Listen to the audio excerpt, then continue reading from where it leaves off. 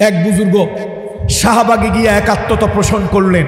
উনি নাকি বিশাল বড় আলেম, অথচ ওই শাহবাগের শত শত নাস্তিক মুরতাদেরা আমার হাবিবে কিবরিয়ার পবিত্র জীবনে এবং আমার আম্মাজানদের চরিত্রে এত অসভ্য, এত বিশ্রী, এত কুরুচিপূর্ণ ভাষায় লিখেছে, এইটা কোনো পতিতালয়ের সন্তানও, কোনো বাস্টার্ড, কোনো কুলাঙ্গারও এত নিচু ভাষায় আমার মহামানব হাবিবে কিবরিয়ার ব্যাপারে লিখতে পারে না। আপনারা হুজুর মানুষ, আরে আমি বিশ্ববিদ্যালয়ে পড়েছি, আমি শরৎচন্দ্র, ফাল্গুনী, সুনীল গঙ্গোপাধ্যায়, ইমদাদুল হক মিলন, তসলিমা নাসরিন, হুমায়ুন আজাদ, হুমায়ুন আহমেদ পড়েছি। আমার আব্বা ট্যাগরেটে পিসাব, লোকেরা বলে হুজুর আপনার ছেলেটা তো নষ্ট হয়ে যাবে। সে পড়ে Karl Marx, Lenin, Plato, Copernicus, কিপলক, Rousseau, Voltaire, Maxim Gorky, Shakespeare, Bertrand Russell, যা পায় তাই পড়ে। আব্বা কয় পড়তে দাও, পড়তে দাও। ডাক্তারের ছেলে যদি ভবিষ্যতে ডাক্তার হয়, তাহলে রোগীর রোগ সম্পর্কে না জানলে ঔষধ দেবে কেমনে? আপনি বিশাল বড় আলেম, বাংলাদেশে নাকি শ্রেষ্ঠ আলেম, অথচ আপনি মক্কার দুয়ারের কুত্তা খেদান, ভাতের নিচের কই মাছ চোখে দেখেন না। আপনাদের মতো আলেমদেরকে ঘৃণা, যত ধরনের ঘৃণা আছে সব ঘৃণা একসাথে আপনাদের। আপনি শাহবাগের ব্লগারদের একাত্মতা প্রদর্শনের জন্য আপনি গেলেন। আপনার তো জাতির সামনে সরাসরি তওবা করা উচিত। আমার মা খাদিজা রাদিয়াল্লাহু তাআলা আনহা রাসূলুল্লাহর মোহরে নবুয়ত নিয়ে যে খারাপ ভাষায় লেখা হয়েছে ব্লগে, আল্লাহু আকবার, ওইটা পড়ার পরে আমার তো 3 দিন পর্যন্ত মনে হয়েছে, আল্লাহ আমি যে শুধু পড়ছি, আমার চোখ ছোটা দিয়ে সাবান দিয়ে ধুইলে, আমার জেহেন কি দিয়ে ধুইলে গুনাহ মাফ হবে। তাহলে কি পরিমাণে লেখা লিখছে চিন্তা করেন তো। কিন্তু আল্লাহর কসম, আমি ঢাকা বিশ্ববিদ্যালয়ের ছাত্র, আমি কোনোদিন লেখি নাই, এই কথা বিশ্বাস করি নাই, এখনো করি না, মৃত্যু পর্যন্ত করি না। তোমরা দেওয়ালে দেওয়ালে লেখো আমরা অমুকের আদর্শের সৈনিক। আমি বিশ্বাস করি আমি নবীজুনা, সাইয়্যিদুনা, কুদওয়াতুনা, সর্বকালের সর্বযুগের সর্বশ্রেষ্ঠ মহামানব মুহাম্মদুর রাসূলুল্লাহর আদর্শের সৈনিক। তার কারণ এই নেতাদের বাহ্যিক খবর আমি রাখি, অভ্যন্তরীণ কোনো বিষয় আমার জানা নাই। ভাষার মানুষ দেখা হলেই সদা হাস্যোজ্জ্বল, তার পিতার মতো যিনি আমাকে জড়িয়ে ধরেন, আলহাজ মাওলানা আব্দুল্লাহ মোহাম্মদ হাসান সাহেব, সভাপতি বাংলাদেশ ফরাইজি আন্দোলন, আল্লাহ তাআলা তাকেও দীর্ঘ সুস্থ নেক হায়াত দান করুন। এই দরবারের প্রতি, এই বংশের প্রতি আমার শ্রদ্ধাটা একটু ভিন্ন ধরনের। আমার বাবা মূলত ছিলেন, ছোটবেলায় খুব দুরন্ত প্রকৃতির ছিলেন, হাডুডু খেলা, ফুটবল খেলায় এগুলোতে খুবই অভ্যস্ত ছিলেন, খুব ডান পিঠে ছিলেন। আমার আব্বা মরহুম টেকেরহাটের মরহুম দেলাওয়ার হোসেন আনসারী নব্বরাল্লাহু মারকাদাহু ওয়া জাআলাল জান্নাতা মাসওয়াহু। তো উনি একবার এক হাডুডু খেলার প্রতিযোগিতায় তখন তো প্লেয়ার হায়ার করে নিয়ে যেত, এক গ্রামে গিয়েছেন, মানে প্লেয়ার হিসেবে ওনাকে হায়ার করে নিয়ে গিয়েছে সুফি আব্দুর রাজ্জাক রহমতুল্লাহ আলাইহি। এই খেলার মধ্যে যখন যাচ্ছিলেন পাশ দিয়ে, হাজার জনতার মধ্যে ওনাকে দেখে সবাই ভয়তে, সেই সময় আলেম ওলামাদের দেখলে লোকেরা ভয় পেত, এখনকার মতো এই জেনারেশনের মতো এত উচ্ছৃঙ্খল ছিল না। তো সবাই চলে গেল, উনি আমার আব্বার দিকে তাকিয়ে বললেন, তোমার বাড়ি কোথায়, তোমার বাপের নাম কি? বললেন অনেক লম্বা কথা। পরের দিন আমাদের গ্রামের বাড়িতে গিয়ে আমার দাদার কাছে বললেন, তোমার একটা ছেলে আছে, আমি তার চেহারার মধ্যে এমন কিছু দেখতে পেয়েছি, রাসূলুল্লাহর সুন্নাত তার দ্বারা জিন্দা হবে। এবং উনি জোর করে আমার বাবাকে নিয়ে গেলেন। এই স্কুল থেকে আমার বাবার জীবন হলো মাদ্রাসামুখী। খাফুরার মরহুম দরবেশ সাহেব হুজুর কাছে রেখে ওনাকে আক্ষরিক জ্ঞান, অ্যালফাবেটিক নলেজ, এটা যেরকম আরবির অক্ষরিক জ্ঞান যেরকম দিলেন, আধ্যাত্মিকতার প্রথম সবকটাও তিনি দিলেন। এরপরে আমার বাবা এলেন এই বাহাদুরপুরে। আল্লাহু আকবার। আমার মরহুম পিতার মুখে ঐতিহাসিক পীর দুদু মিয়া, দাদন মিয়া সাহেব, এত শ্রদ্ধার সাথে আমার বাবা তাদের নাম স্মরণ করতেন, খুব ইজ্জতের সাথে আমার আব্বা। তো আমার তো আর দেখার সৌভাগ্য হয় নাই ওই মহান মানুষগুলোকে। আমার আব্বা যখনই এই শরিয়াতুল্লাহর বংশধরের কারো নাম নিতেন, খুব সম্মান করে নিতেন, মোহাব্বত করে নিতেন। আমার আব্বা বলতেন, আমার জীবনের উত্থান, আমি দেশ এবং আন্তর্জাতিক পরিমণ্ডলে, এমনকি ইরাক ইরানের যুদ্ধ আমি যে সালিশ হিসাবে গিয়েছি, আমার জীবনের বড় একটা অবদান হলো বাহাদুরপুর। এবং বড় একটা অবদান হলো হাজী শরিয়াতুল্লাহর বংশধর, বিশেষ করে সেই ঐতিহাসিক পীর দুদু মিয়া, দাদন মিয়া। আমি তাদেরকে দেখিনি, হৃদয় থেকে সশ্রদ্ধ দোয়া তাদের জন্য করি, মাবুদ তাদেরকে জান্নাতের আলা মাকাম আপনি দান করুন। এ সকল আল্লাহওয়ালারা বিভিন্ন জায়গায় প্রতিষ্ঠানগুলো করেছেন। বিশেষ করে আজকের প্রধান অতিথি আব্দুল্লাহ মোহাম্মদ হাসান সাহেবের মরহুম পিতা, আমি তো বলবো আমার আব্বা যখন ইন্তেকাল করলেন তখন আমরা খুব অল্প বয়সের, তো স্বাভাবিক মানুষের এক দরবারের প্রতি আর এক দরবারের একটা প্রতিহিংসা থাকে। এক দোকানদার চায় না আরেক দোকানদার তার পাশে উঠে যাক, এরকম অনেকেরই কিছু ভিতর গরম মনস্তাত্ত্বিক সাইকোলজিক্যাল কিছু প্রতিদ্বন্দ্বিতা থাকে। আল্লাহু আকবার। বর্তমান যিনি প্রধান অতিথি আব্দুল্লাহ মোহাম্মদ হাসান সাহেবের মরহুম পিতা আমার চাচা যান। আল্লাহ, আমি তখন ছোট মানুষ। আমার আব্বা ইন্তেকালের পর যে কয়েকজন মানুষ স্নেহ নিয়ে আমাকে বুকে জড়িয়ে ধরে আদর করেছেন তার মধ্যে তিনি একজন। আল্লাহ তাআলা তাকেও জান্নাতের আলা মাকাম দান করুন। এই মানুষগুলোর ভালোবাসা, পিতা ইন্তেকালের পরে পিতার যে স্নেহ তাদের কাছ থেকে পাওয়া, তো আমি নিজেকে সৌভাগ্যবান মনে করছি। দেশ এবং দেশের বাহিরে অনেক জায়গায় যাওয়া হয়, অনেকগুলো প্রতিষ্ঠানের দায়িত্ব পালন করি, সামাজিক রাজনৈতিক নানান ধরনের কাজের সাথে কিছুটা সম্পৃক্ত। তো এই কারণে আসলে বারবার চেষ্টা করেছি, বাহাদুরপুর আসা সম্ভব হয়নি। যে কোনো একটা উসিলায়, আজকের এই সিরাত প্রোগ্রামের উসিলায় হলেও আল্লাহ তাআলা এনেছেন। এই জন্য রব্বে করিমের দরবারে সেজদায় পরে শুকরিয়া আদায় করছি, আলহামদুলিল্লাহ। এবং এই বংশের হাজী শরিয়াতুল্লাহর বংশধরদের যারা আছেন তাদের প্রত্যেকের সুস্বাস্থ্য, দীর্ঘ আয়ু, নেক হায়াত আমি তাদের প্রত্যেকের কামনা করছি। আল্লাহ তাআলা তাদের সকলের প্রতি রহম করুন। রাসূলুল্লাহ সাল্লাল্লাহু আলাইহি ওয়াসাল্লাম নিয়ে অল্প কথা বলবো, যেহেতু এটা একটা মাদ্রাসা কেন্দ্রিক প্রোগ্রাম, সুতরাং আমি ছাত্র ভাইদেরকে, যুবকদেরকে প্রাধান্য দিয়ে কথা বলবো। রাসূলুল্লাহ সাল্লাল্লাহু আলাইহি ওয়াসাল্লাম বলেছেন, ইগতানিম খামসান ক্বাবলা খামসিন, পাঁচটি জিনিসকে পাঁচটা জিনিসের পূর্বে তুমি মূল্যায়ন করো, মূল্য দাও। তার মধ্যে প্রথম রাসূলুল্লাহ বললেন, শাবাবাকা ক্বাবলা হারামিক, তোমার যৌবনকে তুমি মূল্য দাও বার্ধক্য আসার আগেই। এই যৌবন, এই তারুণ্য, এই উচ্ছ্বাস, এই উদ্দীপনা, এটাকে কাজে লাগাতে হবে নিজের জন্য, কাজে লাগাতে হবে জাতির জন্য, এই জাতির ভাগ্য পরিবর্তনের জন্য। যুব শ্রেণী যারা আছেন তাদেরকে কাজ করতে হবে।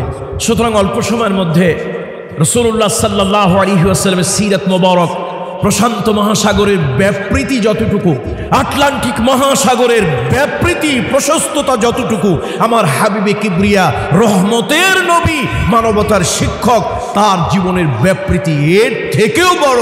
চিৎকার করে বলি আল্লাহু আকবার। মুহাম্মদ রাসূলুল্লাহ সাল্লাল্লাহু আলাইহি ওয়াসাল্লাম, মুহাম্মদ রাসূলুল্লাহ সাল্লাল্লাহু আলাইহি ওয়াসাল্লাম, তার জীবনটা উম্মতের পক্ষে পরিমাপ করা সম্ভব নয়। হিমালয় উচ্চতাকে যদি হিমালয় ধরি, আমার হাবিবে কিবরিয়া তার জীবনের এত বিশাল উচ্চ তার জীবন, হিমালয় দিয়ে তুলনা করা সম্ভব নয়। এই জন্য আল্লাহ তাআলা মুহাম্মদ রাসূলুল্লাহর ব্যাপারে আজিম শব্দ ব্যবহার করেছেন। আর মুহাম্মদ রাসূলুল্লাহর উপরে অবতীর্ণ কিতাব কোরআন কারীমের ব্যাপারে আল্লাহ তাআলা আজিম শব্দ ব্যবহার করেছেন। আল্লাহ তাআলা বলেন, ওয়া ইন্নাকা লাআলা খুলুকিল আযীম, নবী হে, এমন একটা চরিত্র আপনাকে দিলাম, এমন একটা আদর্শ আপনাকে দিলাম, এমন একটা আখলাক আপনাকে দিলাম, এমন একটা খুলক আপনাকে দিলাম, যার সাথে তুলনা, যার সাথে উপমা, যার সাথে কারো কম্পেয়ার চলে না। আপনি হলেন আজিম চরিত্রের। আর আপনার জন্য, আপনার উপরে মানব মণ্ডলীর জন্য একখানা কিতাব দিলাম, ওই কিতাবখানাও দিলাম আজিম। ওয়ালাকাদ আতাইনাকা সাবআম মিনাল মাসানি ওয়াল কুরআনাল আযীম। আল্লাহু আকবার। কিতাব দিয়েছেন আল্লাহ তাআলা আজিম। এটা একটা কামিল মাদ্রাসা, এখানে ইলমের কথা বলা বেয়াদবি হবে। তার কারণ আলেমদেরকে তৈরি করেই মাদ্রাসা। আপনাদের জন্য বলতেছি, আপনাদের জন্য নুরুল আলম কিতাবের ভিতরে আল্লামা মোল্লা জিউন রহমতুল্লাহ আলাইহি, জগৎ বিখ্যাত কিতাব আল্লামা মোল্লা জিউন রহমতুল্লাহ আলাইহি লিখেছেন আল আওয়ামু কাল আনআম। সুতরাং সাধারণ মানুষের জন্য আমার ব্যাখ্যা আজিম কি। আমার কাছে একটা মোবাইল আছে, আপনাদের কাছেও মোবাইল আছে। আপনি উঠে বললেন হুজুর, আরে আপনার মোবাইলটা তো সেম আমার মোবাইলের মতো। আমার সামনে একটা ফুলের দানি আছে, যদিও কৃত্রিম ফুল। আপনি উঠে বললেন হুজুর, আমার ঘরও তো এরকম একটা ফুলের টপ আছে, এই দেখতে এইরকম। আমার সামনে একটা ফ্রিজ আছে। আপনি বললেন আরে আমাকে একজন গিফট করেছিল একটা সেট, ওটা পিরিসটা তো দেখতে প্রায় সেম সেম আপনার সামনের পিরিসটার মতো। তাহলে মানুষ কোনো কিছু, হুজুর আপনার গায়ের জামাটা, আরে এরকম রঙের জামা, এরকম কাপড়ের জামা তো আমার গায়ে আছে। তাহলে মানুষ কোনো কিছুকে কোনো কিছু দিয়ে তুলনা করে, কম্পেয়ার করে, মেসাল দেয়, এক্সাম্পল দেয়, দৃষ্টান্ত দেয়। কথা ঠিক কিনা বলেন? এখন আজিম কাকে বলে? এটা কিন্তু ওস্তাদদের জন্যই ব্যাখ্যা না, আপনাদের জন্য। আজিম হচ্ছে ওই জিনিস যা কারো সাথে তুলনা, মেসাল, এক্সাম্পল, দৃষ্টান্ত সেম অ্যাজ লাইক দেওয়া যায় না, সে হলো আজিম। সুতরাং পৃথিবীতে চরিত্র আছে, পৃথিবীতে নেতা আছে, ব্যক্তি আছে, আদর্শ আছে, কিন্তু আমার হাবিবে কিবরিয়া, মানবতার বন্ধু, মানবতার মহান শিক্ষক, নবিয়ুনা সাইয়্যিদুনা কুদওয়াতুনা, সর্বকালের সর্বযুগের সর্বশ্রেষ্ঠ দার্শনিক মহামানব, তার চরিত্রের সাথে কারো উপমা, তুলনা, মেসাল, এক্সাম্পল, দৃষ্টান্ত চলে। তিনি আজিম। তিনি কি? আজিম। সুতরাং সে হাবিবে কিবরিয়ার জীবন 2, 4, 5, 10 মিনিটে তো সমাপ্ত করা সম্ভব নয়। ধন্যবাদ জানাচ্ছি, সাধুবাদ জানাচ্ছি হাজী শরিয়াতুল্লাহর স্মৃতিধন্য, তার গৌরবান্বিত বংশ, হাজী শরিয়াতুল্লাহর গৌরবান্বিত বংশধর। আলহামদুলিল্লাহ, আপনারা অনেকগুলো আলিয়া কওমি, অনেকগুলো এডুকেশনাল ইনস্টিটিউশন আপনাদের দ্বারা পরিচালিত হচ্ছে। আল্লাহ তাআলা এই সকল প্রতিষ্ঠানগুলোর সৌরভ সমগ্র বাংলা নয়, এশিয়া মহাদেশে আল্লাহ তাআলা ছড়িয়ে দিক। বলেন আল্লাহুম্মা আমিন। আজকের এই প্রোগ্রামে আমরা সংক্ষিপ্ত সময়ের ভিতরে যুবকদেরকে কেন্দ্র করে কিছু কথা বলার চেষ্টা করব। যুবক বন্ধুরা, মুহাম্মদ রাসূলুল্লাহ সাল্লাল্লাহু আলাইহি ওয়াসাল্লাম জন্ম থেকেই তিনি নবী। কখন থেকে তিনি নবী? জন্ম থেকেই তিনি নবী, কিন্তু নবুয়াতির দপ্তর পেয়েছেন কত বছর বয়সে? 40 বছর বয়সে হাবিবে কিবরিয়া মুহাম্মদ রাসূলুল্লাহ সাল্লাল্লাহু আলাইহি ওয়াসাল্লাম আল্লাহর পক্ষ থেকে তিনি দপ্তর বুঝে পেলেন। আল্লাহু আকবার। এই দপ্তর বুঝে পাওয়ার আগেও আমার নবীর দ্বারা এমন কোনো কাজ হয়নি যেটা নিন্দনীয়। নিন্দনীয় বলতে মুরুআত, দৃষ্টিকটু, এমন কোনো কাজও মুহাম্মদ সাল্লাল্লাহু আলাইহি ওয়াসাল্লাম নবুয়াতির দপ্তর বুঝে পাওয়ার আগেও কোনোদিন করেন। দেখুন, প্যান্ট শার্ট পরা কিন্তু হারাম না, প্যান্ট শার্ট পরা হারাম না, কিন্তু দিনের দায়ী মসজিদের খতিব যদি প্যান্ট শার্ট টাই লাগাইয়া খুতবা দিতে ওঠে, ওয়াজ করতে ওঠে, এটা হারাম না, কিন্তু আপনারা ভালো দৃষ্টিতে দেখবেন। কথা বলেন, জবাব দেন। তার কারণ হচ্ছে এইটা জায়েজ হোক, কিন্তু আপনার জন্য এই পোশাকটা না, এটা দৃষ্টিকটু, এটা দৃষ্টিকটু, এটা জায়েজ নয়, আপনার জন্য নয়। সকালবেলা জগিং করা, সেন্টু একটা গেঞ্জি গায়ে দিয়া 3/4 একটা প্যান্ট নাভি থেকে হাঁটু পর্যন্ত পরে, কেন পুরুষের সতর তো নাভি থেকে হাঁটু পর্যন্ত, দ্যাটস এনাফ। এখন এই এলাকার একজন বুজুর্গ ব্যক্তি, উনি যদি সকালবেলায় জগিং করার জন্য, তারপরে বডি বিল্ডারের জন্য, উনি ওনার স্বাস্থ্য রক্ষার জন্য, এক্সারসাইজ করার জন্য তিনি যদি একটা ফুটবল, একটা সেন্টু গেঞ্জি আর 3/4 নাভি থেকে হাঁটু পর্যন্ত একটা প্যান্ট পরে, ধরুন কথার কথা বাইতুল মোকাররমের খতিব, তিনি এলাকায় জগিং করতেছেন, আচ্ছা দেখলে আপনার কাছে কেমন লাগবে? খুব ভক্তি আসবে নাকি? উনি হারাম তো কিছু করেন নাই, ফতোয়া দেন জমক কিতাব আছে এই জিনিসটা হারাম। এটা শরীর স্বাস্থ্য চর্চা, না জায়েজ না, হারাম না, কিন্তু উনি যেই স্থানে আছেন জনগণের দৃষ্টি ওইখানে ওইভাবে ওনাকে দেখতে চায় না, অভ্যস্ত না। এই জন্য শরিয়াতের ভাষা এটাকে বলে মুরুআত, দৃষ্টিকটু। মুহাম্মদ রাসূলুল্লাহকে আমি সর্বকালের সর্বযুগের সর্বশ্রেষ্ঠ মহানায়ক কি জন্য বলেছি? আমার নবীর নবুয়াতির আনুষ্ঠানিক দপ্তর 40 বছর পেয়েছেন, এর আগেও এমন কোনো কাজ ওনার দ্বারা হয়নি যেই কাজটা স্বাভাবিক দৃষ্টিকোণ থেকে এটা অপছন্দনীয়, অশোভনীয়, বিতর্কিত এবং সে কাজটা সুন্দর নয়। আল্লাহু আকবার বলুন, আল্লাহু আকবার। ছোট্ট মাসুম বাচ্চা বিভিন্ন পাহাড় থেকে জাবালে আবু কুবাইস থেকে, জাবালে কাবা থেকে, বিভিন্ন পাহাড় থেকে লোকজন পাথর আনতেছে।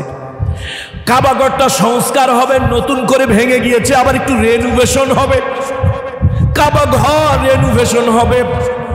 বিভিন্ন জায়গা থেকে লোকজন পাথর আনতেছে, সব বংশের লোকেরা আনতেছে, যাতে করে সব বংশের লোকেরা এক হয়ে কাবা ঘরকে পুনর্নির্মাণ করলে কাবার মর্যাদা সকলে যেন সম্মানিত হতে পারে।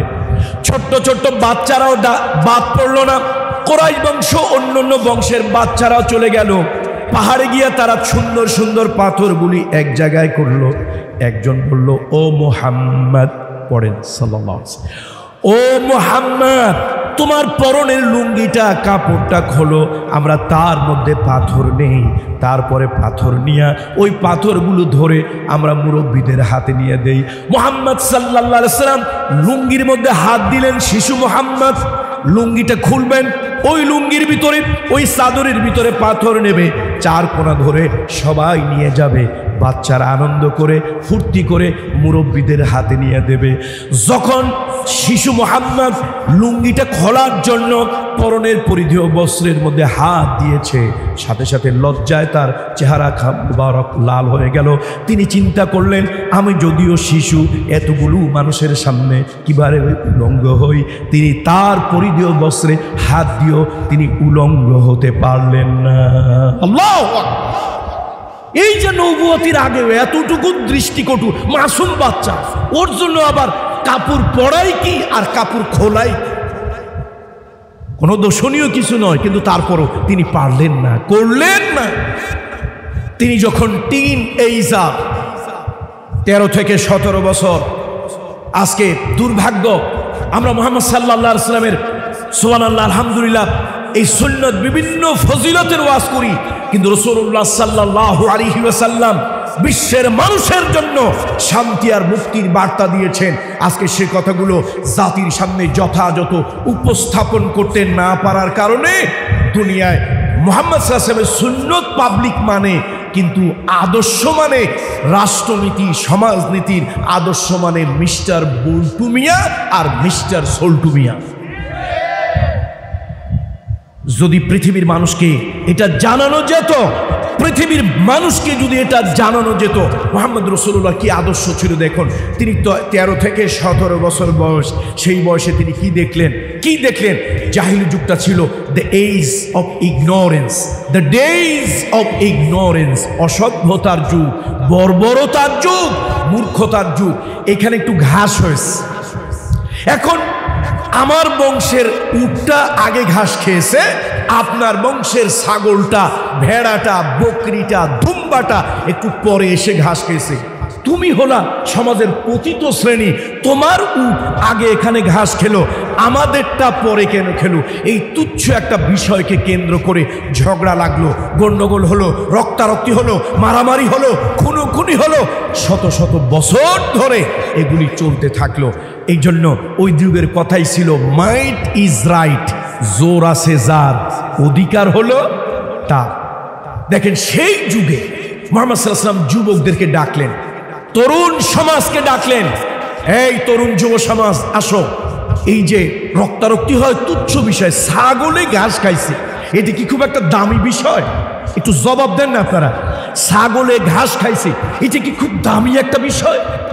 কোন ছাগলে কোথা থেকে পানি খাইছে? আর ও তো অবলা প্রাণী। এক হুজুর গেছিলেন এক এলাকায়, ইমামতি করার জন্য। আল্লাহ, হুজুরের কপাল কি খারাপ, 1 সপ্তাহ হয়ে গেছে মসজিদে এলাকার কোনো মানুষ নামাজ পড়তে আসে না। 1 সপ্তাহ পর গরু একটা ঢুকছে মসজিদের ভিতরে, পায়খানা প্রস্রাব করিয়া গরু সর্বনাশ করে দিয়েছে। ইমাম সাহেব খুব রাগ হয়েছে, বাহিরে এসে শাউটিং করতেছে, চিৎকার করে রাগ করে বলতেছে, কোন এলাকায় আসলাম, এগুলোর মানুষ কেমন? এক লোক এসে মাতবার সাহেব এসে কয়, হুজুর এত চিল্লেন কেন, কি হয়েছে?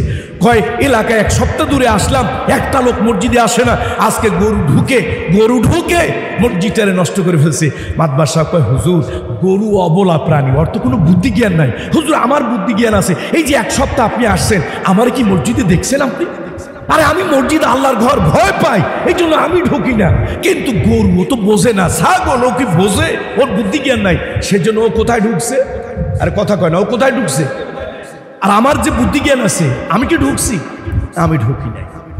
তো এখন সেই যুগে তো এরকম কথা বলা দরকার ছিল। একটু পানি পান করছে কোন বংশের উট, আগে পান করেছে, বা সেটি নিয়ে লাগলো গন্ডগোল। মুহাম্মদ সাল্লাল্লাহু আলাইহি ওয়াসাল্লাম দেখলেন এই গন্ডগোলে শত শত বছর ধরে চলে, কত মা সন্তান হারা হয়, কত মা বিধবা হয়, কত সন্তান ইয়েতিম হয়। আল্লাহু আকবার। 13 থেকে 17 বছর বয়সের সে বালকদেরকে তিনি এক জায়গায় করলেন, টিন এইজারদেরকে এক জায়গা করে বললেন, শোনো, আমরা একটা ভালো কাজের জন্য শপথ নিতে পারি, হলফ করতে পারি। হলফ কি হলফ? যে আমরা মারামারির কাজে, রক্তারক্তির কাজে, কোনো মানুষ হত্যার কাজে নিজেরাও করব না, অন্যকেও সাহায্য করব না। আচ্ছা, নিরপেক্ষ দৃষ্টিতে বলেন তো, এই কাজটা কি একটা ভালো কাজ না খারাপ কাজ? এটা কি সমাজে শান্তির জন্য না সমাজে অশান্তির জন্য? এটা কি সন্ত্রাস নির্মূলের জন্য না সন্ত্রাসকে বৃদ্ধি করার জন্য? নির্মূলের জন্য। অথচ আমার দেশের বুয়েটের এক প্রফেসর ছিল, নাম হলো মিস্টার গজব আলী। নাম কি? আসলে তার নাম ছিল আসগর আলী, বুয়েটের প্রফেসর। আমি তার দুঃখ করে বললাম, মিস্টার গজব আলী। সে বলছে, আরবের মোহাম্মদ নাম শুনলেই বিশ্ববাসী মনে করে সন্ত্রাসী। এগুলো প্রফেসর কেমনে হয়? কেমনে প্রফেসর হয়? কিছু জাগতিক জ্ঞান, আক্ষরিক জ্ঞান, কিছু অ্যালফাবেটিক নলেজ অর্জন করলেই জ্ঞানী হওয়া যায় না।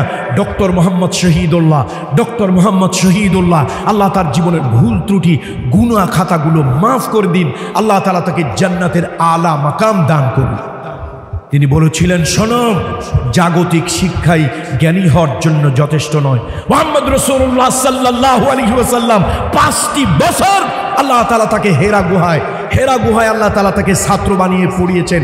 আমি তো হেরা গুহাকে, আপনারা হেরা গুহা বলেন, আমি হেরাকে গুহা বলি না। আমি বলি এটা হচ্ছে পৃথিবীতে একটা এক্সেপশনাল ইউনিভার্সিটি, একটা ব্যতিক্রম ধর্মী এডুকেশনাল ইনস্টিটিউশন, একটা ব্যতিক্রম ধর্মী পাঠশালা, শিক্ষালয়। কেন? এই দুনিয়ার বাহাদুরপুর মাদ্রাসা, ওই যে কি মহিউস সুন্নাহ মাদ্রাসা, আপনার যত মাদ্রাসা, স্কুল, কলেজ, ইউনিভার্সিটি বলেন, এখানকার যারা পড়ায় শিক্ষক মণ্ডলী, ওস্তাদ, ওনারা মানুষ। এখানে যারা পড়ে ছাত্র, তলেব, তারা মানুষ। এখানে যাদের বইপত্র পড়ানো হয় তারাও মানুষ। অথচ মুহাম্মদ সাল্লাল্লাহু আলাইহি ওয়াসাল্লাম গারে হেরা বিশ্ববিদ্যালয় তিনি পড়েছেন। দুনিয়ার কোনো মানুষ তার উস্তাদ শিক্ষক হয়নি, তার উস্তাদ, তার শিক্ষক ছিলেন স্বয়ং রব্বে করিম আল্লাহ জাল্লা শানুহু। আর মুহাম্মদ সাল্লাল্লাহু আলাইহি ওয়াসাল্লাম তো সাধারণ ছাত্র হিসাবে আপনার আমার মতো সাধারণ মানুষ না। কি বলবেন? সাধারণ মানুষ বলবেন তাকে? তিনি ছিলেন মহামানব। বলুন তো তিনি কি ছিলেন? তাহলে ওই বিশ্ববিদ্যালয়ের ছাত্র যেন তেন পাবলিকের মতো সাধারণ, রক্তে মাংসে গড়া, ভুলে গড়া প্রবৃত্তি, নফসের দ্বারা পরিচালিত। আপনি আর আমি হলাম নফসের দ্বারা পরিচালিত। যিনি স্বয়ং আল্লাহর দ্বারা নিয়ন্ত্রিত, তিনি হাবিবে কিবরিয়া মুহাম্মাদুর রাসূলুল্লাহ সাল্লাল্লাহু। তাহলে ওই বিশ্ববিদ্যালয় ছাত্র হলো একজন মহামানব।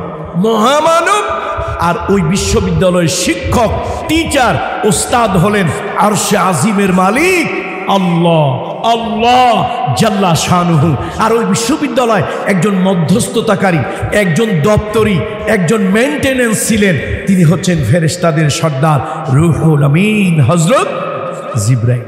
তাহলে পৃথিবীর কোন বিশ্ববিদ্যালয়, ক্যামব্রিজ, অক্সফোর্ড, হার্ভার্ড, ঢাকা বিশ্ববিদ্যালয়, চিটাগং বিশ্ববিদ্যালয়, পৃথিবীর কোনো বিশ্ববিদ্যালয়কে হেরা গুহার সাথে পরিমাপ করা যাবে না। পৃথিবীর কোনো ছাত্রকে নবী মুহাম্মদের মতো ছাত্রের মতো পৃথিবীর কাউকে তুলনা করা যাবে সম্ভব না। বলতেছিলাম 13 বছরের সেই বালক 13 থেকে 17 বছরের সব বালকদেরকে ডাকলেন এবং তিনি ওত নিলেন, শপথ নিলেন, হলফ করলেন, আমরা নিজেরা মারামারি করব না, রক্তারক্তি করব না, সন্ত্রাস রাহাজানি করব না, যদি কেউ করে আমরা তাকে সাহায্য করব না। আচ্ছা বলেন তো, এটা কি নতুন ওয়াজ না পুরান ওয়াজ? আওয়াজ দিয়ে বলেন না কেন বাবাজিরা, এটা পুরান কথা। তাহলে আমার নবী নবুয়তির দপ্তর, তিনি তো জন্ম থেকেই নবী। আমার নবী নবুয়তির দপ্তর পাওয়ার আগেও মানব মণ্ডলীর শান্তি কল্যাণের জন্য, সন্ত্রাস বন্ধ করার জন্য, মানবতার শান্তি আনার জন্য চেষ্টা করেছে। আর আজকে শিক্ষিত নামদারি 2-4টা কুলাঙ্গার, আজকে শিক্ষিত নামদারি 2-4টা বেজন্মা, আজকে শিক্ষিত নামধারী 2-4টা উন্মাদ আমার রসুলের জীবন দর্শন জানে না, তার সম্পর্কে আজে বাজে মন্তব্য করে তিনি নাকি মধ্যযুগীয় লোক। সুতরাং আলেম ওলামাদেরকে বলি, আসুন আমরা আমাদের মহান ব্যক্তিদেরকে সম্মান করি, কিন্তু আল্লাহর কসম আমার জীবনের গ্রহণযোগ্য আদর্শ আমি কাউকে মানি না। আমার একজন প্রশ্ন করলো, আপনি মরহুম দেলওয়ার হোসেন আনসারী সাহেবের ছেলে, আপনি দেশ আন্তর্জাতিক পরিমণ্ডলে কথা বলেন, আপনি নেলসন ম্যান্ডেলাকে এত সম্মান করে কথা বলেন। আমার একটা সেমিনারে বক্তব্য সেটা তারা দেখেছে, ভিডিও ফুটেছে। তা আমি বললাম, ভাই নেলসন ম্যান্ডেলার ধর্ম খ্রিস্টান, সে খ্রিস্ট ধর্মের, আমি মুসলমান, তাকে সম্মান করলে অসুবিধা কোথায়? আমার ধর্ম ঈমান আকীদার সমস্যা কোথায়? আমার নবী তো কোনো সম্মানী মানুষকে অসম্মান করতে শিখায় নাই। তিনি খ্রিস্টান, আমি মুসলমান। আই স্যালিউট হিম, আমি তাকে সম্মান করি। কেন? তিনি সাদা চামড়ার কালো চামড়ার পার্থক্য, ব্যবধান, ডিসপ্যারিটি দূর করার জন্য তিনি রিভলিউশন করেছেন, আন্দোলন করেছেন, স্ট্রাগল করেছেন।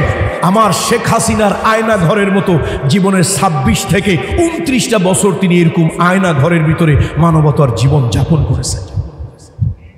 আচ্ছা বলেন, আমি সাদা কালো চামড়ার ব্যবধান দূর করার জন্য যে লোকটা চেষ্টা করলো, আমি কি তাকে অসম্মান করব? আমার নবীকে অসম্মান শিখিয়েছেন, কিন্তু কখনই তিনি আমার অনুকরণযোগ্য আদর্শ ওসওয়ায়ে হাসানা নেলসন ম্যান্ডেলা নয়। নেলসন ম্যান্ডেলা আমার কি নয়? আদর্শ নয়। আরে আপনি অনাথ, এতিম, এদের পিছনে কাজ করেছেন, কষ্ট করেছেন, সম্মান করি। আপনার ধর্ম খ্রিস্টান ধর্ম, আমার ধর্ম ইসলামের, আমার নবী এরকম কোনো মানুষকে, মানবতাবাদী কোনো মানুষ, সম্মানী কোনো মানুষ, সমাজের সম্ভ্রান্ত কোনো মানুষকে অসম্মান, অশ্রদ্ধা করা, অবমূল্যায়ন করা, ইনসাল্ট করা, নিগলেক্ট করা, এটা আমার হাবিবে কিবরিয়া মানবতার মহান শিক্ষক নবিয়ুনা সাইয়্যিদুনা মুহাম্মদ রাসূলুল্লাহ এরকম শিক্ষা আমাদেরকে দেয় নাই। কিন্তু আমি আদর্শ তো নেলসন ম্যান্ডেলার মানি না। শুনুন, ওটা তো পরের কথা। আমার জাতির সেই একে ফজলুল হক, তারপরে সরওয়ার্দী, আব্দুল হামিদ খান ভাসানী, মহান নেতা বঙ্গবন্ধু জিয়াউর রহমান মুক্তিযোদ্ধা, MAG ওসমানী, আমার হাজার হাজার না, এখন বলবো লক্ষ ভিডিও ফুটেজ, বক্তব্য ইউটিউবে আপনারা পাবেন। আমি কোনোদিন এই জাতীয় নেতাদেরকে, এই জাতির সন্তানদেরকে কোনোদিন কখনো কোনো জায়গায় আবেগে, উচ্ছ্বাসে কোনোদিন অসম্মান, অপমান করে কথা বলি নাই। কেন বলি নাই বলেন তো? দলমত ভিন্ন হতে পারে, কেন বলি নাই? কোন জাতি তার শ্রেষ্ঠ সন্তানদেরকে সম্মান করবে, এটাই বাস্তবতা।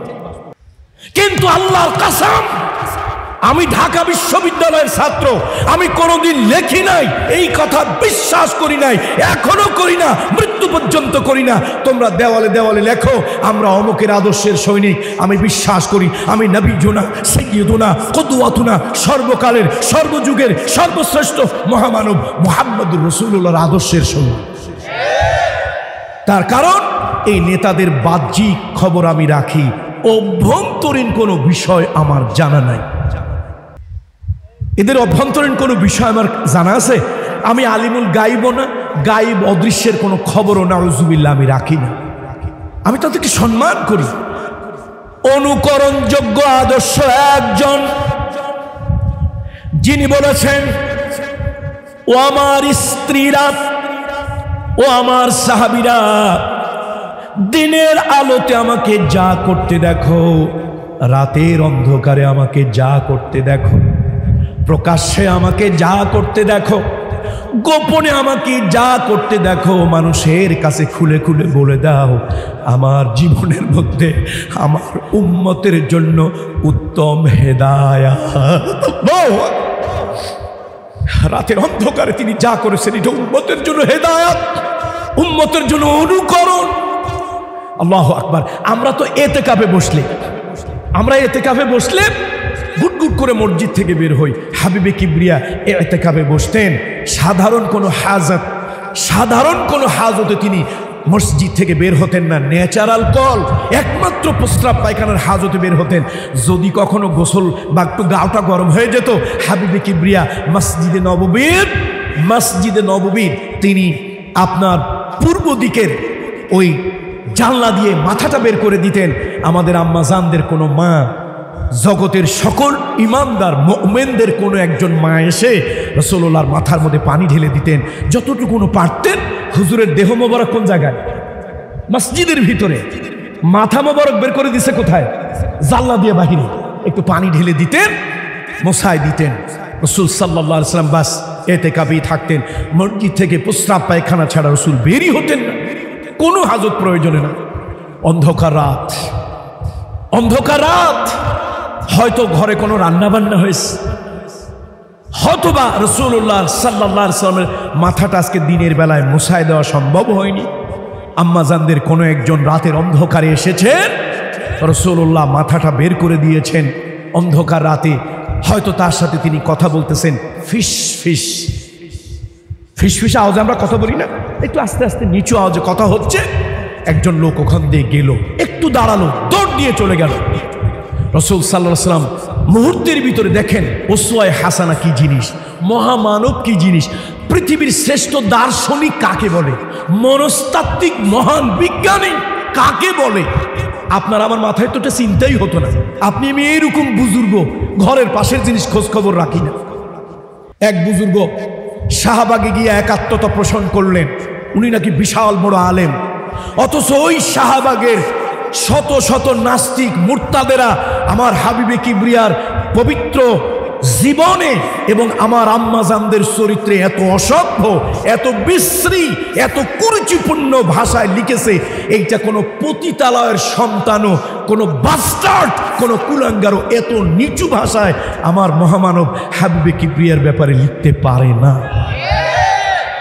আপনারা হুজুর মানুষ, আরে আমি বিশ্ববিদ্যালয়ে পড়েছি, আমি শরৎচন্দ্র, ফাল্গুনী, সুনীল গঙ্গোপাধ্যায়, ইমদাদুল হক মিলন, তসলিমা নাসরিন, হুমায়ুন আজাদ, হুমায়ুন আহমেদ পড়েছি। আমার আব্বা ট্যাগরেটে পিসাব, লোকেরা বলে হুজুর আপনার ছেলেটা তো নষ্ট হয়ে যাবে। সে পড়ে Karl Marx, Lenin, Plato, Copernicus, কিপলক, Rousseau, Voltaire, Maxim Gorky, Shakespeare, Bertrand Russell, যা পায় তাই পড়ে। আব্বাকে পড়তে দাও। ডাক্তারের ছেলে যদি ভবিষ্যতে ডাক্তার হয়, তাহলে রুগীর রোগ সম্পর্কে না জানলে ঔষধ দেবে কেমনে? আপনি বিশাল বড় আলেম, বাংলাদেশে নাকি শ্রেষ্ঠ আলেম, অথচ আপনি মক্কার দুয়ারের কুত্তা খেদান, ভাতের নিচের কই মাছ চোখে দেখেন না। আপনাদের মতো আলেমদেরকে ঘৃণা, যত ধরনের ঘৃণা আছে সব ঘৃণা একসাথে আপনাদের। আপনি শাহবাগের ব্লগারদের একাত্মতা প্রদর্শনের জন্য আপনি গেলেন। আপনার তো জাতির সামনে সরাসরি তওবা পড়া উচিত। আমার মা খাদিজা রাদিয়াল্লাহু তাআলা আনহা রাসূলুল্লাহর মোহরে নবুয়ত নিয়ে যেই খারাপ ভাষায় লেখা হয়েছে ব্লগে, আল্লাহু আকবার, ওইটা পড়ার পরে আমার তো 3 দিন পর্যন্ত মনে হয়েছে, আল্লাহ আমি যে শুধু পড়ছি, আমার চোখ ছোটা দিয়ে সাবান দিয়ে ধুইলে, আমার জেহেন কি দিয়ে ধুইলে গুনাহ মাফ হবে, তাহলে কি পরিমাণে লেখা লিখছে চিন্তা করেন তো। যা হোক, বলতেছিলাম উনি যে পৃথিবীর শ্রেষ্ঠ দার্শনিক। দেখেন, আপনি আমি হইলে অন্য চিন্তা করতাম। লোকটা একটু দাঁড়াইছে অন্ধকারে, কে তা উনি দেখেন নাই, দাঁড়াই একটা দৌড় মারছে। নবীজি ওই অবস্থায় হন হন করে হেঁটে গেলেন, দরজার সামনে অন্ধকারে ডাক দিলেন, ইয়া ফুলান মান আনতা, এই আমো কে তুমি? আনা আনা। আরে মান আনা। অনেক সময় আমরা বলি না অন্ধকার আছে, কে? আমি। আরে আমি কে? ও আমি ওই বড় বাড়ির আব্দুর রহিম, আমি বড় বাড়ির আব্দুর রহিম। ও পিসাব হুজুরের বাড়ির পাশের যে আব্দুল করিম? ও আচ্ছা আচ্ছা, চিনছি, যাও। এখন রাসূল সাল্লাল্লাহু আলাইহি ওয়াসাল্লাম অন্ধকারে লোকটাকে ডাকছে, ইয়া ইবনে হালাল, ইয়া ফুলান, ইয়া আল্লাহ তাআলা হেনা এশ ইসমক, নাম কি তোমার? আনা ফুলান ইয়া রাসূলুল্লাহ। হুজুর আমি অমুক। তুমি কিছু দেখছো? না দেখি নাই। আসলে লোকটা দেখছে, এটা হলো চালাকি। নবীজি বলে, শোনো, আমার স্ত্রী অমুক, উনি আমার কাছে এই প্রয়োজনে আসছিল, তার সাথে আমি একটু কথা বলতেছিলাম।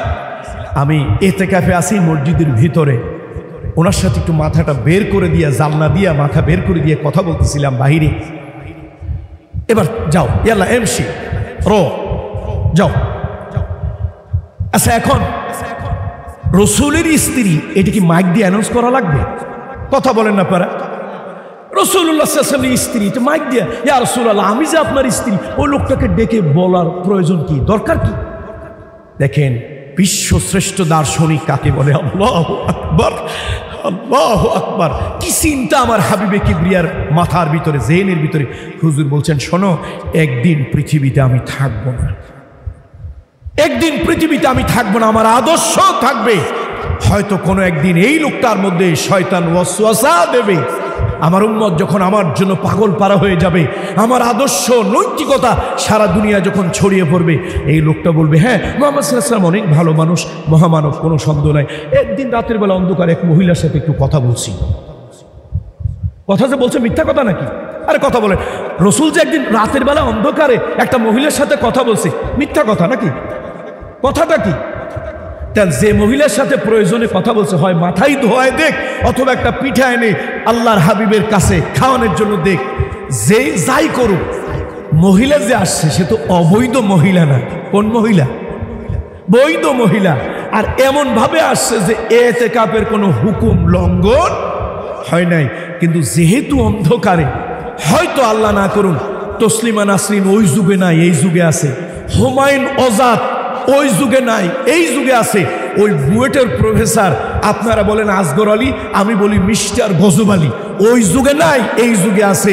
আল্লাহর হাবিবের জীবনের এইরকম কিছু বিষয় তারা পাবলিকের সামনে তুলে ধরে বলতো, মুহাম্মদ সাল্লাল্লাহু আলাইহি ওয়াসাল্লাম তো ভালোই, তবে এই কাজটা একটু, এই কাজটা একটু একটু বলছেন তো, মানে প্রশ্নবোধক, ইন্টারগেটিভ সাইন। আল্লাহু আকবার, আল্লাহু আকবার। আল্লাহ তার হাবিবকে পুত পবিত্র সকল কিছু থেকে মুক্ত রাখার জন্য এই ছোট্ট একটা বিতর্কিত কাজও আল্লাহ তার হাবিবকে দিয়ে করাননি। আল্লাহু আকবার। এই জন্য মুহাম্মদ রাসূলুল্লাহর জীবন হলো আমাদের জন্য অনুকরণীয়। ভাইরা, আপনি রাষ্ট্রে একটা চাকরি নিতে যাবেন, রাষ্ট্রের গুরুত্বপূর্ণ কোনো পোস্টে আপনি যাবেন, আপনার কিন্তু একটা নাগরিক সনদ লাগবে, চারিত্রিক সনদ লাগবে। মুহাম্মদ সাল্লাল্লাহু আলাইহি ওয়াসাল্লাম নবী, তবে তিনি কিয়ামত পর্যন্ত নবী। কোন পর্যন্ত? এই যে কিয়ামত পর্যন্ত নবুয়তির চাকরি আল্লাহ তাআলা তার চারিত্রিক সনদ আল্লাহ তাআলা দিয়ে দিলেন। وَإِنَّكَ لَعَلَى خُلُقٍ عَظِيمٍ। সুবহান। মুহাম্মদ রাসূলুল্লাহ সাল্লাল্লাহু আলাইহি ওয়াসাল্লাম কালেমার দাওয়াত দিচ্ছে, কালেমার দাওয়াত দিচ্ছে। এমতো অবস্থায় আবু জাহাল, আবু লাহাব, উতবা, শায়বা, ওয়ালিদ ইবনে মুগিরা, আবু সুফিয়ান সবাই মিলে কাবা ঘরের উত্তর পশ্চিম কোণে, কাবা ঘরের উত্তর পশ্চিম কোণে গাজ্জা বলে জায়গাটাকে, সেখানে দারুন নদওয়ায় তারা মিটিংয়ে বসলো। মিটিংয়ে বসে তারা একটা পরামর্শ করলো, শোনো, মুহাম্মাদের এমনি যে পড়েন, একটু পড়ে না সাল্লাল্লাহু আলাইহি ওয়াসাল্লাম, আল্লাহ আল্লাহু আকবার, একবার পড়লেই যথেষ্ট। কিন্তু হাদিসের কিতাবগুলি দেখেন, আল্লাহ ইমাম মালিক রাহমাতুল্লাহ আলাইহি কি বলেছেন, আল্লাহ নবীর নাম যতবার শুনবে, যতবার পড়বে, যতবার লিখবে, প্রত্যেকবার বলবে সাল্লাল্লাহু আলাইহি ওয়াসাল্লাম, সাল্লাল্লাহু আলাইহি ওয়াসাল্লাম। এই জন্য হাদিসের যত কিতাব আছে, ক্বালা রাসূলুল্লাহ সাল্লাল্লাহু আলাইহি ওয়াসাল্লাম, ক্বালা রাসূলুল্লাহ সাল্লাল্লাহু আলাইহি ওয়াসাল্লাম। এটা বারাকা, এটা জীবনের উন্নতি, এটা জীবনের নাজাত পাওয়ার একটা ওসিলা। এই জন্য হাবিবে কিবরিয়ার নাম যতবার শুনবো, যতবার পড়বো, যতবার লিখবো, যতবার বলবো, কি বলবো? বলুন না, কি বলবো? সাল্লাল্লাহু আলাইহি ওয়াসাল্লাম। বন্ধুরা আমার, যে কথা বলছিলাম, এখন ওরা একটা পরামর্শ করলো, কয় মুহাম্মাদের এই মিজাজ স্বভাব আর চরিত্র, এমনি তার যে আচার আচরণ, শোনো, যদি এবার হজের মৌসুম সামনে, যুলকাদা যুলহিজ্জা এই সামনে, এখন তো বিভিন্ন জায়গা থেকে লোক আসবে, ইয়ামান ইয়াসরিব বিভিন্ন জায়গা থেকে লোকজন আসবে, শাম সিরিয়া থেকে, তারা যদি মুহাম্মাদের কাছে যদি যায়, এই লোকগুলি কিন্তু তার ডিভোটেড হয়ে যাবে, ভক্ত হয়ে যাবে। এতদিন কালেমা আছে মক্কার গণ্ডিতে, এবার কিন্তু ছড়িয়ে যাবে আন্তর্জাতিক পরিমণ্ডলে। তো কি করা দরকার? সবাই একটা মিটিংয়ে বসছে। কথা কি আপনারা মন দিয়ে শুনতেছেন তো? কিসে বসছে? মিটিংয়ে, গুরুত্বপূর্ণ কনফিডেন্সিয়াল বৈঠক, রুদ্ধদ্বার বৈঠক। এখন সবাই মিলে একটা চিন্তা করছে, শোনো, কোনোভাবেই কালেমারও ফিরান যাবে না, মুহাম্মদ তার আদর্শকেও কোনোভাবে ফিরানো যাবে না। একটা কাজ আছে, একেবারে আজগাই মিথ্যা, ডাহা মিথ্যা। আমাদের অঞ্চলে ওই যে রাজো, আপনারা শিবচর, বেশি দূরে না, আমাদের এলাকার কিছু মহিলারা কয় ঠাডা পড়া মিথ্যা। এই শিবচরে বলে কিনা আমি জানি না, মানে মিথ্যা তো মিথ্যা, কিন্তু কোন মিথ্যা? ঠাডা পড়া মিথ্যা। আঞ্চলিক ছেলে আঞ্চলিক ভাষাই কই। এখন আবু জাহেল আবু লাহাব কয়, শোনো, তার যে চেহারা, তার যে কথাবার্তা, তার যে আচার ব্যবহার, এই তোমরা যদি একটা ঠাডা পড়া মিথ্যা কথা না কও, তাহলে ফিরাইতে লোকরে পারবা না। তো কি করা? সবাই মিলে একটা সিদ্ধান্ত নাও, এরকম একটা মিথ্যা প্রচার তার নামে করব। কোন মিথ্যা ভাই? কোন মিথ্যা? এই ঠাডা পড়া একটা মিথ্যা তার নামে বলবো, পাবলিক আসলে যেন তার থেকে অনেক দূরে থাকে। তো সবাই চিন্তা ভাবনা করলো, আচ্ছা এই মিথ্যাটিতে বলতে হলো তো একটা সাফার জোর লাগে। আচ্ছা যারে তার দিয়ে মিথ্যা কথা কন যায় বলে? আপনি আমি মিথ্যা কথা বলতে পারবো? অনেকে বলতে পারবেন, আবার অনেকে মিথ্যা বলে মাইকের সামনে বলে, টেলিভিশনের সামনে বলে, সাংবাদিকদের ক্যামেরার সামনে বলে।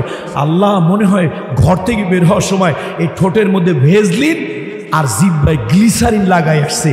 এই যে ঠাস ঠাস করিয়া মিথ্যা কথা কয়, আল্লাহ, একবার ঠোঁটেও বাঁধে না, জিহ্বায় আটকায় না, ঠাস ঠাস করে মিথ্যা কথা কয়, চোখের পলকও পড়ে না। শয়তান চিন্তা করে, আমি আর কি শয়তান, এ তো আমার থেকে বড় শয়তান।